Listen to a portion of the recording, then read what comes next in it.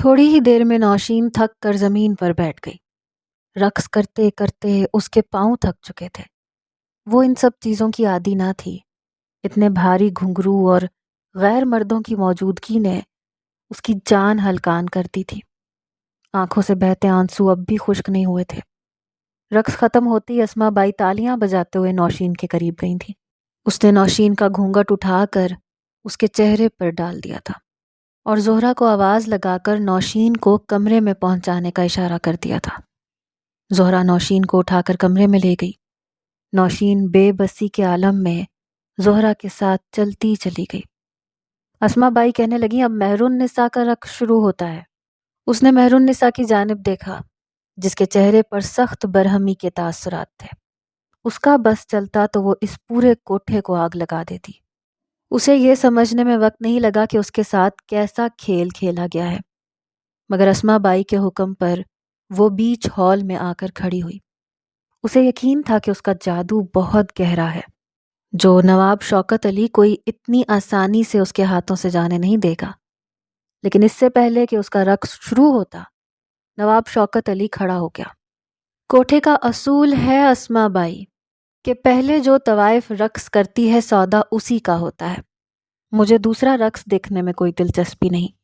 اس ماہ جبین کی قیمت بتاؤ۔ نواب شوکت علی کے لفظوں پر مہر النساء کے دل پر بجلی گری تھی۔ وہ ایک دم ہی تڑپ کر نواب شوکت علی کو دیکھنے لگی۔ یہ کیا کہہ رہے ہیں نواب صاحب؟ آپ اس لڑکی کی بولی لگائیں گے؟ آپ میرے ہیں، کسی اور کے پاس جانے کا سوچ بھی کیسے سکتے ہیں؟ مہر النساء اپنی جگہ چھوڑ کر نواب شوکت علی کے چرنوں میں جا بیٹھی۔ نواب شوکت علی نے جھٹکے سے اسے پیچھے کیا تھا۔ یہ کوٹھا ہے مہرو، یہاں گاہک اپنی مرضی سے اپنی پسندیدہ چیز کا انتخاب کرتے ہیں۔ میں نے تمہیں چھوڑا نہیں ہے، لیکن فی الحال میں اس مہاجبین کے ساتھ وقت گزارنا چاہتا ہوں۔ ویسے بھی اب تمہاری عمر ہو رہی ہے۔ نواب شوکت علی کا انداز بہت ہی روب دار تھا۔ آپ تو مجھ سے محبت کے دعوے دار تھے نواب صاحب۔ میں نے آپ کے سوا کبھی کسی اور پر محبت کی نظر بھی نہیں ڈالی، تو پھر آپ ایسا کیسے کر سکتے ہیں؟ مہر النساء کو یقین ہی نہیں آیا تھا کہ کل کی آئی بچی نے اس کی جگہ لے لی ہے۔ نواب شوکت علی کا کہا پوری طرح بلند ہوا تھا۔ کتنے مردوں کے ساتھ تم رات بتا چکی ہو مہر النساء، تمہیں تو اپنے بستر کی سلوٹیں تک یاد نہ ہوں گی۔ رہی بات ہماری، تو ہم جیسے نوابوں کو 1000 بار محبت ہوتی ہے مہر النساء، اور بہت آسانی سے ہم اپنی محبت کو خرید بھی سکتے ہیں۔ جب دل چاہے گا تمہاری بولی بھی لگا دیں گے۔ اس سے پہلے کہ مہرو کچھ کہتی، اسما بائی نے غصے سے اسے دیکھا اور کہا، مہرو تم رقص شروع کرو، ہم یہاں حساب کتاب اور سودے بازی کر لیں گے، بعد میں تم سے بات کرتے ہیں۔ ہمارے یہاں گاہکوں کو نہ نہیں کیا جاتا۔ نواب صاحب کو اگر نوشی میں دلچسپی ہے تو تمہیں اس بات کو قبول کرنا ہوگا۔ مہر النساء کو سختی سے کہتے وہ نواب شوکت علی کو مسکراتے ہوئے دیکھنے لگی۔ حساب کتاب اور بولی کی ضرورت نہیں، جتنی رقم آپ کہیں گی آپ کو مل جائے گی، آپ صرف کمرہ بتائیں۔ زہرا، انہیں نوشی کے کمرے تک لے جاؤ اور اس بات کو یقینی بناؤ کہ نواب صاحب کو کوئی تکلیف نہ ہو۔ آج کی رات نواب صاحب کی اس کوٹھے میں ایک یادگار رات ہونی چاہیے۔ جان بوجھ کر اونچی آواز میں کہتے ہوئے اسما بائی نے مہر النساء کی طرف دیکھا تھا، جس کی آنکھوں سے آنسو بہہ رہے تھے اور وہ بس خالی خالی نگاہوں سے نواب صاحب کو سیڑھیاں چڑھتے ہوئے دیکھ رہی تھی۔ اسے یقین ہی نہیں آیا تھا کہ جس نواب شوکت علی کی محبت پر وہ سارے جہان سے ٹکر لیا کرتی تھی، وہ ایک پل میں ہی کسی اور کی جانب متوجہ ہو گیا تھا۔ نواب شوکت علی اس کی نظروں سے اوجھل ہوا تو اسما بائی نے مہر النساء کو اشارے سے رقص شروع کرنے کا کہہ دیا۔ اپنے آنسوؤں کو پونچھتی وہ بہت تیزی سے اپنے پیروں کو تھرکانے لگی۔ دل کی دنیا پوری طرح لٹ چکی تھی۔ اسے کسی چیز کا ہوش نہیں رہا تھا۔ وہ دیوانوں کی طرح ناچ رہی تھی۔ سب اس کے رقص کو سراہ رہے تھے، لیکن وہ اپنے دل کی دنیا اجڑنے کا ماتم منا رہی تھی۔ اسما بائی کے چہرے پر ایک گہری مسکراہٹ تھی۔ گاؤ تکیے سے ٹیک لگائے، پان کی گلوری منہ میں ڈالتے، وہ غور سے مہر النساء کو دیکھ رہی تھی۔ اس کے دل میں جلتی آگ سے وہ اچھی طرح واقف تھی۔ لیکن اس نے خود ہی تو اسما بائی کو مجبور کیا تھا کہ وہ اس سے نواب شوکت علی کی محبت کا گھمنڈ چھین لے۔ اسما بائی کوئی کل کی آئی ہوئی عورت تھوڑی تھی جو مہر النساء جیسی عورت کو سیدھا نہ کر پاتی۔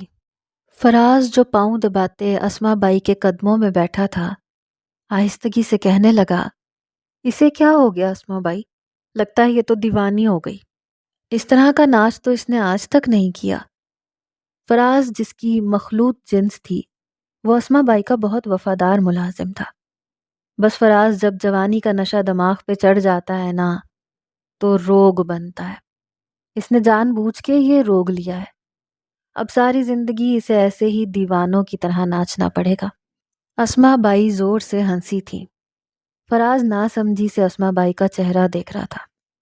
کچھ ہی دیر میں زہرا تیزی سے اسما بائی کے پاس آئی اور کان میں کچھ کہا، جسے سن کر اسما بائی نے تیزی سے قدم اٹھائے اور اوپری منزل پر پہنچ گئی، جہاں ایک نیا تماشا کھڑا تھا۔ نوشین نے کمرے کا دروازہ اندر سے بند کر لیا تھا اور نواب شوکت علی دروازے پر کھڑا دروازہ کھلنے کا منتظر تھا۔ اس کے چہرے پر گہری مسکراہٹ تھی۔ اسما بائی نے فوراً ہی شرمندگی سے معذرت کی، بچی ہے نا نواب صاحب، گھبرا گئی ہے۔ نواب شوکت علی زور سے ہنسا، کہنے لگا بس ایک بار دروازہ کھل جائے تو پھر بچی نہیں رہے گی۔ اسما بائی نواب شوکت علی کے لفظوں کا مفہوم سمجھتے ہوئے زور زور سے دروازہ پیٹنے لگی۔ کھول دے نوشی دروازہ، اگر میں توڑ کے اندر آئی تو اچھا نہیں ہوگا۔ وہ اپنے انداز میں اسے دھمکانے کی کوشش کر رہی تھی، لیکن ان کی دھمکیوں پر بھی جب بات نہ بنی تو نواب شوکت علی نے اشارے سے انہیں پیچھے ہٹنے کا حکم دیا۔ وہ 2 قدم پیچھے ہٹی تو نواب شوکت علی نے آہستگی سے دروازہ بجایا۔ نوشی، دروازہ کھولو، میں تمہیں تمہارے گھر لے کر جاؤں گا۔ تمہارے ابا سے میری بات ہو گئی ہے، وہ خود تمہیں لینے آ رہے ہیں۔ نواب شوکت علی کی اس بات پر نوشی نے جھٹ سے کنڈی کھول دی۔ نواب شوکت علی نے مسکرا کر اسما بائی کو واپس جانے کا اشارہ کیا۔ اسما بائی کے چہرے پر بھی مسکراہٹ بکھر گئی۔ نواب صاحب نے اندر جاتے ہی کنڈی لگا لی تھی۔ نوشی کے چیخنے چلانے کی آوازیں باہر تک آ رہی تھیں۔ اسما بائی نے فراز کو حکم دیا کہ بہت تیز آواز میں گانے چلا دو، اور پھر خود سیڑھیاں اتر کر واپس نیچے اپنے تخت پر آ بیٹھی، جہاں مہر النساء دیوانوں کی طرح ناچتے ہوئے ایک گاہک کے قدموں میں گر کر ڈھیر ہو گئی تھی۔ گاہک مہر النساء کی خوبصورتی کو اپنی نظروں میں اتار رہا تھا۔ مہرو کی بولی شروع کی جاتی ہے۔ اسما بائی کی آواز پر مہرو نے چونک کر سر اٹھایا تھا اور انکار میں سر ہلایا تھا۔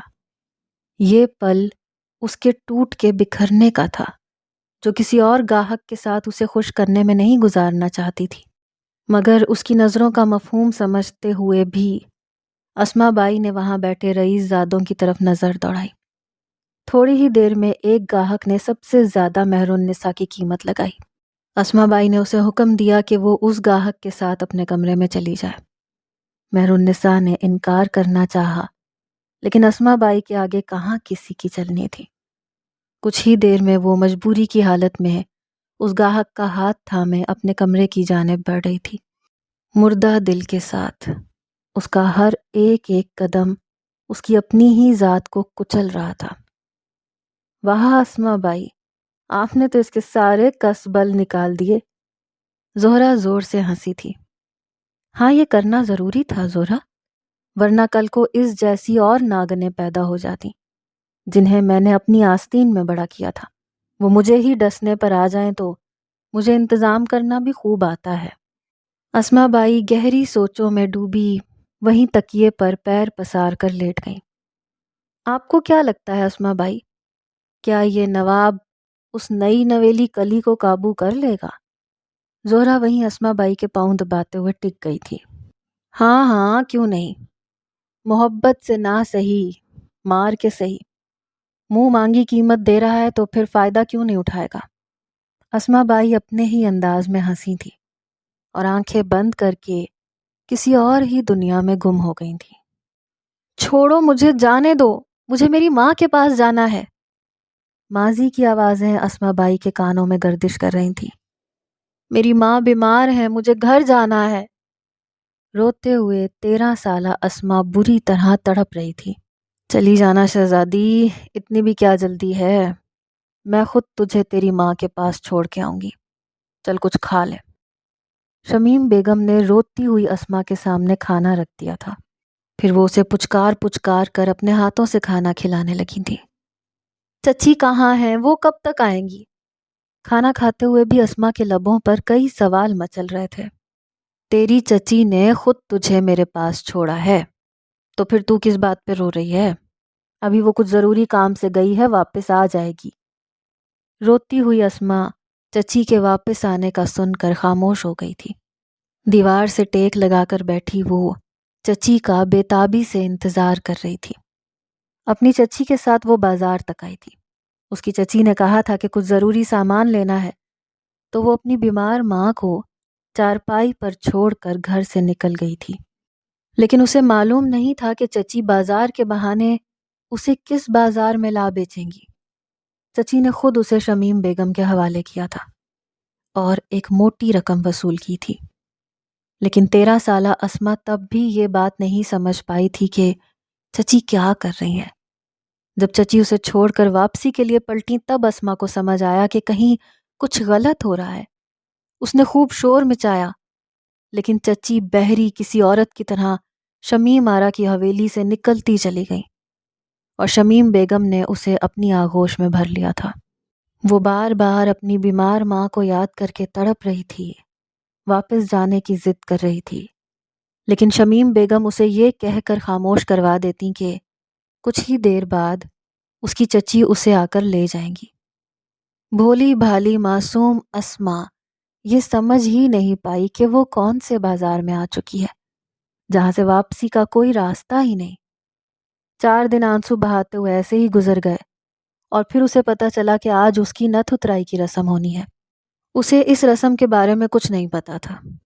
شمیم بیگم نے اسے خود اپنے ہاتھوں سے سجایا تھا، دلہن کی طرح تیار کر کے اسے پہلی بار بھری محفل میں بٹھایا گیا، اور تب جا کر اسے یہ بات سمجھ میں آئی کہ وہ کس جگہ آ گئی ہے اور اس کے ساتھ کیا ہونے جا رہا ہے۔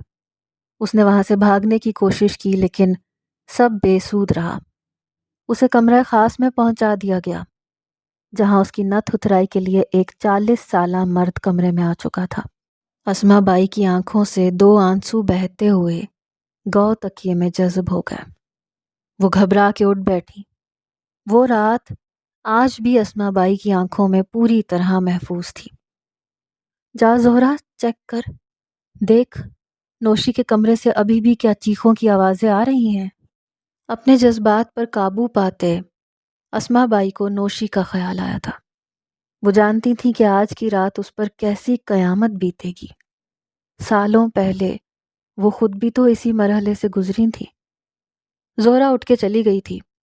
پھر کچھ دیر بعد وہ واپس لوٹی تو کہنے لگی کہ اوپر تو پوری طرح خاموشی ہے، لگتا ہے نوشی جلدی سب کچھ سمجھ گئی ہے۔ زہرا کے چہرے پر ایک گہری مسکراہٹ تھی، جبکہ اسما بائی نے ایک گہرا سانس لیا تھا۔ ایک اور اسما اس کوٹھے کا حصہ بن گئی تھی، بالکل ویسے جیسے اسما بائی اس کوٹھے تک آئی تھی۔ چل زہرا، اب تو بھی جا کے سو جا، مجھے بھی آرام کرنے دے۔ اسما بائی دھیرے دھیرے اپنی انگلی میں چابیوں کا گچھا گھماتی گنگناتی ہوئی سیڑھیاں چڑھی تھی۔ اپنے کمرے میں جانے سے پہلے وہ چند لمحے کے لیے اس کمرے کے باہر رکی جہاں نواب شوکت علی اور نوشی موجود تھے۔ اندر واقعی غیر معمولی سناٹا تھا، اور یہ بات اسما بائی کو بہت عجیب محسوس ہوئی تھی۔ آج تک کبھی ایسا نہیں ہوا تھا کہ اس کوٹھے میں کسی نئی لڑکی کی پہلی رات ہو، پہلا گاہک ساتھ ہو اور اندر اس قدر خاموشی ہو۔ جب بھی کوئی نئی لڑکی آتی تھی تو اس کی چیخوں کی آواز پہلی رات پورے کوٹھے میں گونجا کرتی تھی۔ تو پھر نوشی کی آوازیں کہاں تھیں؟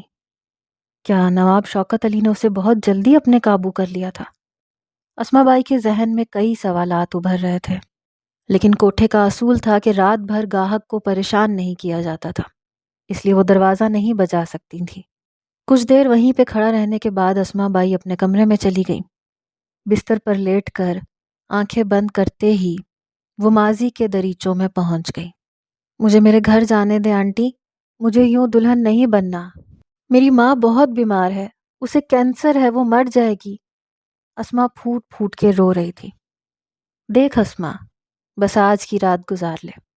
یہ جو آدمی ہے نا، یہ تجھے تیری ماں کے پاس لے کے جائے گا، لیکن پہلے یہ جیسے کہتا ہے ویسا تجھے کرنا پڑے گا۔ شمیم بیگم نے اسے پیار سے اپنے گلے لگا کر سمجھایا تھا۔ یہ مجھ سے کیا کرنے کو کہے گا شمیم آنٹی؟ اسما معصومیت سے پوچھنے لگی۔ شمیم آرا کے چہرے پر مسکراہٹ آئی۔ میں آنٹی نہیں ہوں، مجھے شمیم بیگم کہا کرو۔ دوسری بات یہ کہ وہ آدمی جیسا کہے گا، جو بھی کہے گا، بس مان لینا۔ چلو شاباش، اب جاؤ اور جا کر بیٹھ جاؤ۔ شمیم بیگم کی خاص ملازمہ نے اسے بستر پر لے جا کر بٹھایا تھا۔ کچھ دیر بعد نشے میں چور گرتا پڑتا ایک آدمی اسما کے پاس پہنچ گیا تھا۔ اس کے منہ سے اٹھتی شراب کی بو نے اسما کے ہوش اڑا دیے تھے۔ خوف کے مارے وہ تھر تھر کانپ رہی تھی۔ 40 سالہ وہ آدمی بس اسما کو دیکھتا ہی رہ گیا تھا۔ وہ بہت ہی حسین اور خوبصورت تھی۔ لمبے بال گھٹنوں تک تھے جو اب بستر پر پھیلے ہوئے تھے۔ سرخ رنگ کا شرارہ پہنے وہ دلہنوں سے بھی زیادہ حسین لگ رہی تھی۔ شمیم بیگم نے اسے زبردستی نتھ بھی پہنائی تھی۔ وہ آدمی اسما کے سامنے بیٹھا بہکی نظروں سے اسے تکنے لگا۔ مجھے گھر جانا ہے انکل، آپ مجھے میری ماں کے پاس چھوڑ دیں گے؟ اسما نے اس سے بھی ایک ہی بات کی تکرار کی تھی۔ ہاں ہاں، کیوں نہیں چھوری، کیوں نہیں، میں خود تجھے تیری ماں کے پاس چھوڑ کر آؤں گا۔ ابھی رات بہت ہو گئی ہے نا، صبح میرے ساتھ چلنا۔ اس کی بات سن کر اسما کی جان میں جان آئی تھی۔ ٹھیک ہے انکل، میں کل آپ کے ساتھ چلوں گی، بس میری اماں کے پاس چھوڑ دینا، وہ بہت بیمار ہے، اسے دوا چاہیے ہوتی ہے۔ اسما کی بات سن کر وہ آدمی زور سے ہنسا تھا۔ جیسے تیری اماں کو دوا کی ضرورت ہوتی ہے نا، ویسے مجھے بھی توجہ اور محبت کی ضرورت ہے۔ تھوڑی سی توجہ اور محبت مجھے دے گی تو میں تجھے تیری اماں کے پاس لے جاؤں گا۔ یہ کہتے ہی اس نے اسما کا گھونگھٹ کھینچا تھا۔ اسما گھبرا کے پیچھے ہٹی تھی۔ ارے ارے چھوری، ڈرتی کاہے ہے؟ دیکھ میں تجھ سے وعدہ کر رہا ہوں، خود تجھے تیرے گھر لے کر جاؤں گا، لیکن بس میری ایک شرط ہے، تو پریشان مت کر مجھے۔ تو مجھے تنگ کرے گی نا تو میں تیری اماں کے پاس نہیں لے کے جاؤں گا۔ یہ کہتے ہوئے اس نے بڑی تیزی سے اسما کی نتھ کھینچی تھی۔ اسما کی ایک زوردار چیخ بلند ہوئی تھی، لیکن وہ اسما کی چیخ کی پرواہ کیے بغیر اسے اپنے بازوؤں میں بھینچ چکا تھا۔ تو بہت خوبصورت ہے چھوری، صحیح دام لگائے ہیں تیرے شمیم آرا نے، پھر ابھی تو انچھوئی کلی ہے، میرے بھاگ بڑے اچھے ہیں۔ شراب کے نشے میں ڈولتے اس نے اسما کی گردن پر اپنے دانتوں کے نشان چھوڑے تھے۔ اسما تکلیف سے بلبلا اٹھی تھی۔ خوف نے اس کے وجود کو اپنے احاطے میں لیا تھا، اور پھر بہت ہمت کر کے ایک جھٹکے سے خود کو آزاد کرواتے ہوئے وہ باہر کی جانب دوڑی تھی، لیکن ابھی وہ کمرے کے دروازے پر بھی نہیں پہنچی تھی کہ وہ آدمی 2 منٹ میں اس کے سر پہ پہنچ گیا۔ اسما کو بالوں سے پکڑ کر اس نے زمین پہ دے مارا۔ زمین پہ گرتے ہی اسما کے ماتھے سے خون کی ایک لکیر پھوٹی تھی۔ وہ گھبرا کے پیچھے ہٹی اور وہ آدمی زور زور سے کہے لگا تھا، اس کے قریب آ رہا تھا۔ رات کے اس پہر وہ اسے کوئی راکشس معلوم ہو رہا تھا جو اسے نوچنے کے لیے پوری طرح تیار تھا۔ خدا کے واسطے مجھے چھوڑ دو، اسما پھوٹ پھوٹ کے رونے لگی۔ چھوڑ دوں گا چھوری، کیا ہے نا تجھ سے وعدہ، پھر کیا مسئلہ ہے؟ اس نے اسما کی چولی کو اتنی زور سے پکڑ کے کھینچا کہ وہ پھٹ کے اس کے ہاتھ میں آ گئی۔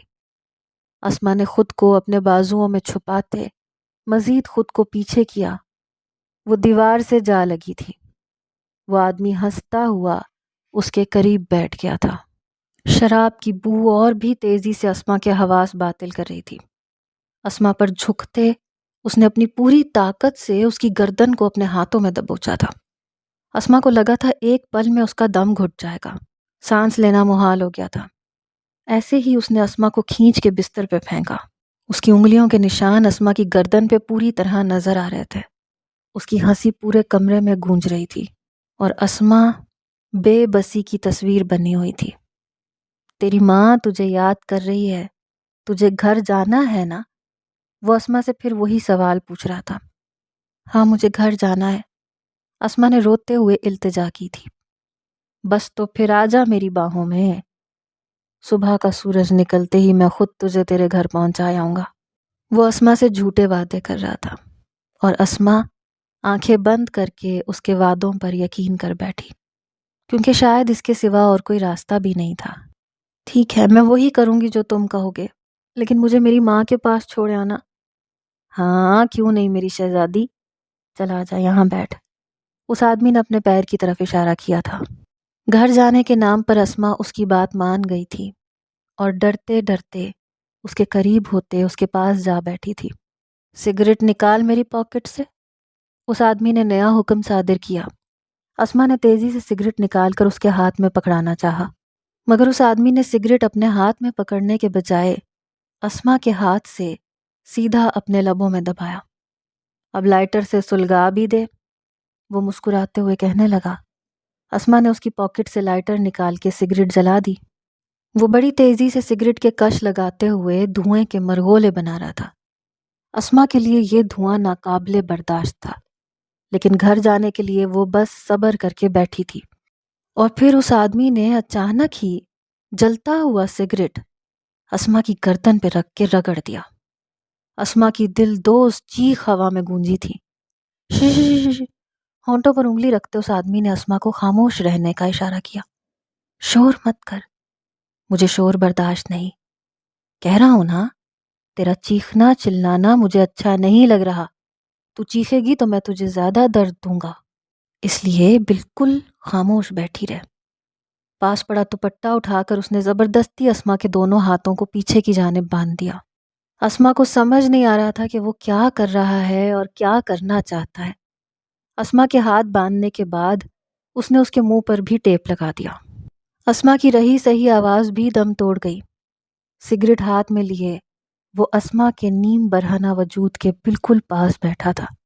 سر سے پاؤں تک اسما کو دیکھتے ہوئے اس نے سگریٹ کو اسما کے دل کے مقام پر رکھ دیا۔ بندھے ہاتھ اور بندھے منہ سے وہ چیخ بھی نہ سکی، بس اپنی ہی جگہ پہ تڑپ کے رہ گئی۔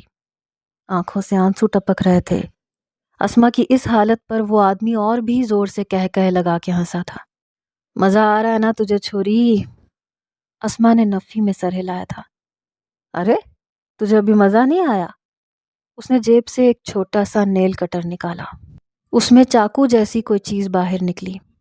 اسما کا دل دھک سے رہ گیا تھا۔ وہ سوچ بھی نہیں سکتی تھی کہ یہ شخص اس قدر نفسیاتی ہوگا۔ تجھے پتا ہے میری بیوی مجھے دھوکہ دے رہی ہے، میرے پیچھے میرے ہی دوست سے اس کی معشوقی چل رہی ہے، میں پاس جاتا ہوں تو مجھے دھکا دے کے بھگا دیتی ہے، اس لیے میں اس کوٹھے پہ آ جاتا ہوں۔ لیکن پتا ہے کیا، مجھے یقین ہو گیا ہے یہ عورت ذات بڑی کمینی ہوتی ہے، بڑی بدکار، بے وفا۔ میرا دل چاہتا ہے اپنی بیوی کی بے وفائی کا بدلہ ہر عورت سے لوں۔ اس نے چاقو کو دھیرے دھیرے اسما کے وجود پر پھیرنا شروع کیا۔ اسما کی سانس خوف کے مارے دھونکنی کی طرح چل رہی تھی، نہ جانے کب وہ اس کے جسم پر چاقو سے گھاؤ لگا دیتا۔ دھیرے دھیرے چاقو اسما کے پیٹ پر جا کر رکا۔ اسما تیز تیز نفی میں گردن ہلانے لگی۔ مسکراتے ہوئے وہ اسما کے چہرے پر جھکا تھا۔ خوف آ رہا ہے تجھے؟ بتا، ڈر لگ رہا ہے؟ اسما نے ہاں میں سر ہلایا تو اس نے چاقو کا دباؤ تھوڑا سا اور بڑھا دیا۔ چل میں تیرا ڈر نکال دیتا ہوں، وہ عجیب سی کیفیت میں بول رہا تھا۔ اسما تیزی سے نہ میں سر ہلانے لگی۔ اسما کا بس چلتا تو کسی بھی طرح خود کو اس جنونی شخص سے آزاد کروا لیتی، لیکن وہ اسما کے پیروں کو اپنے پیروں میں دبوچ چکا تھا۔ زور زور سے ہنستے اس نے چاقو کا دباؤ تھوڑا سا اور بڑھایا۔ اسما کی آنکھیں پوری طرح خوف کے مارے پھٹ گئیں، کیونکہ اگلے ہی پل اس آدمی نے اپنے چاقو سے